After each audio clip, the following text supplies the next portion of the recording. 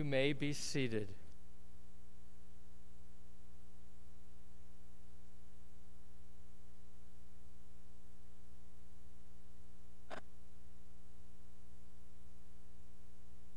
I invite you to turn in your Chumashim to look at these few verses on page 215.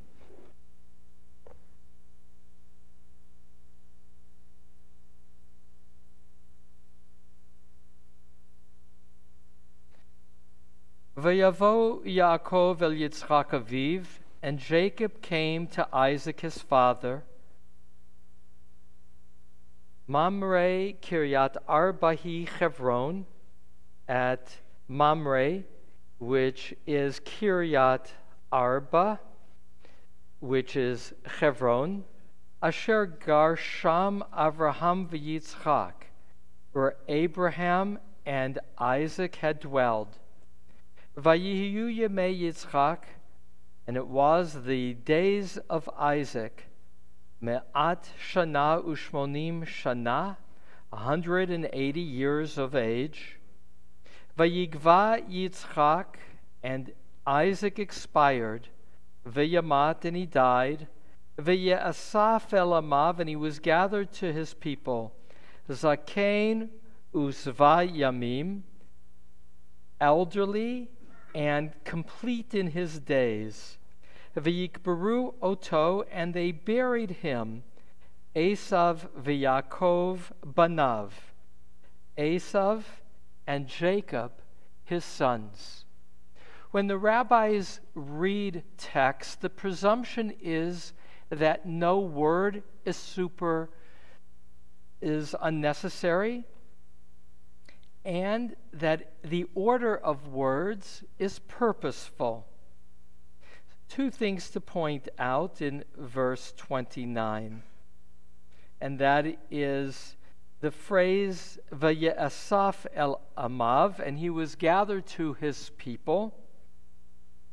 For the rabbis points to the belief in an afterlife, that when he died, there was a place that his consciousness, that his soul, in place of his people, that he was gathered to.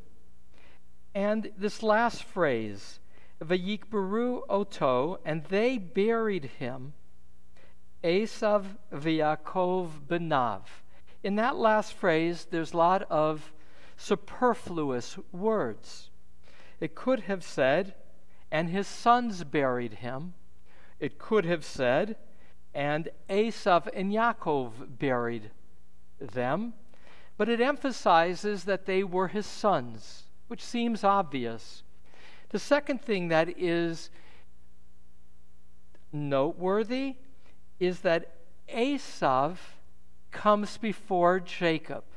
Remember, in terms of the sale and blessing of the birthright, Jacob seems to have acquired primogeniture, that role as the firstborn. And yet here, Esav's name comes first. Remarkably, I have not seen any commentaries on this, but I once was at a bibliodrama by my teacher and friend Peter Pitzeli, in which he asked people to imagine what was the conversation between these two brothers reuniting before burying their father. After all, we know that Esav and Yaakov have fought with each other from the womb. They're twins. And it was the seeking of that birthright that not only caused Jacob to, under duress, because his brother Esav was famished, got him to sell his birthright, but more, tricked his father, the father that he's burying, to get the blessing instead of Esav. So throughout their lives, these two brothers fought. In fact, after the theft of that birthright, Esav says, when my father dies, I will kill my brother, which His mother somehow either intuits or hears and says, "You must leave," and says to her husband, Isaac, "I don't want our son marrying one of these local women. Let her marry somebody from my family."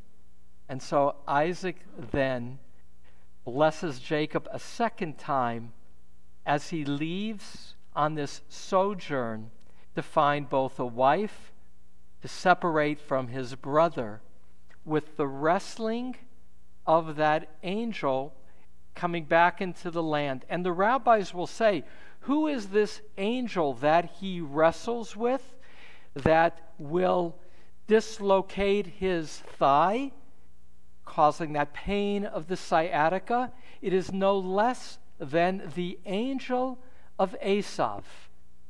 Not clear if it's physically the angel or his own conscience over Esau.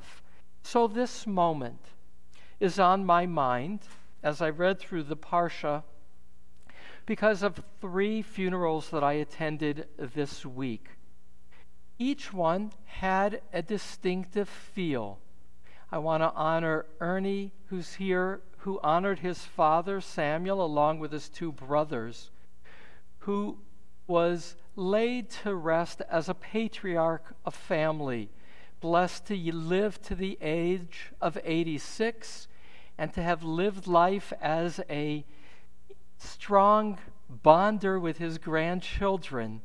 And their son, Nancy, and Ernie's son, Zachary, spoke beautifully on behalf of the grandchildren with both an open heart and humor of a patriarch. The second funeral that I attended was of a dear friend whose husband, Alan Liu, many of you may know by name, is an important writer of rabbinics. And when her husband died too young, she said to me, "My mom is getting older. Honor her when her time comes to stand in for Alan," which meant a lot to me as a request. She, her mother, Vera Jaffe, lived to the age of 100. So every year I would speak to Cheryl and she would say, "My mom is still alive. You don't have to come yet to do the funeral." And when I met with the family before, what was remarkable was her love life. First marriage, 64 years, and in her 90s found a man with whom she had a passionate romance, embarrassing her children and grandchildren by what they shared with me. They couldn't keep their hands off of each other. And for her granddaughters, for her daughters, became an inspiration of living life with passion and honesty through the longest years. And the third, which was just yesterday, was Rena Wolfson's brother, who died and was buried on what would have been his 57th birthday, dying too young, too suddenly, having worked for decades on a patent that he had just gotten approved, 4 inches thick as an application of video chips, and was a different kind of passing, one of passing too suddenly and too soon. And so each death had its own texture, but more. And last comment on what is but an introduction to doing 2 short bibliodramas. And that's the recognition that with each passing, there is a intensity of harvest of relationship. And the relationship is different for every child in a family, is different for every mourner, for a spouse, for a brother. And that recognition of the need for wholeness, not always present, but when blessed present, is at the same time a different wholeness for every child, for every relationship. And so I'm left to share with you 2 imaginings, short, of these 2 brothers, Esau and Jacob, bearing their father. And again the line, Vayikberu oto, and they buried him, Esau v'Yaakov, Esau and Jacob, banav, his sons. First, Esau.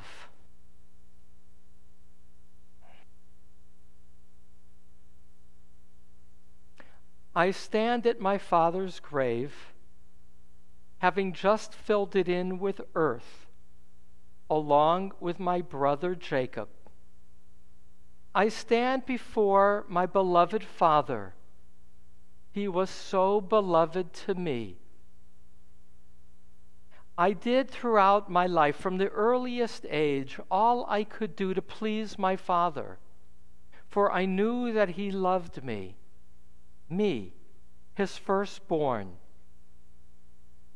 I identified his love in part with the fact that I was his firstborn, the first of twins, but it was I who emerged into my father's embrace.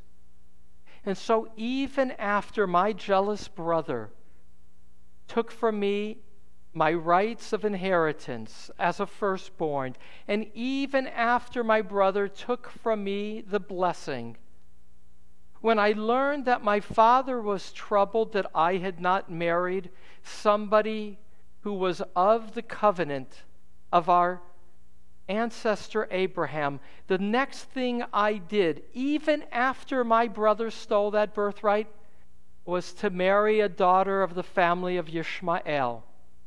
For I sought in all ways to soothe his pain. I sought in all ways to feed his savory hunger. And now I bury him alongside my brother. I do so acknowledging that my brother is my brother, that my father loved him too, that the final blessing he gave to Yaakov before he left, he gave with open eyes, dimmed eyes, and yet awake. And so my last gift to my father is I acknowledge my brother Yaakov as my equal, as my brother. I do it as an act of love for my father, because I know that my father loved me always.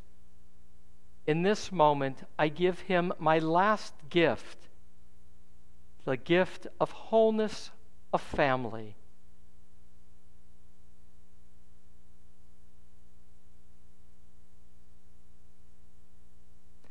I am Yaakov, standing beside my brother, trembling. I tremble because I hardly spent time with my father. You see, I had to flee the wrath of my brother, encouraged by my mother to be that firstborn.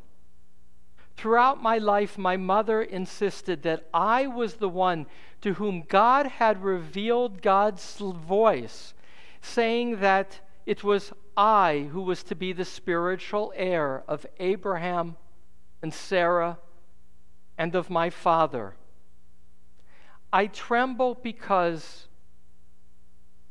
I always felt unsure if my father fully embraced me.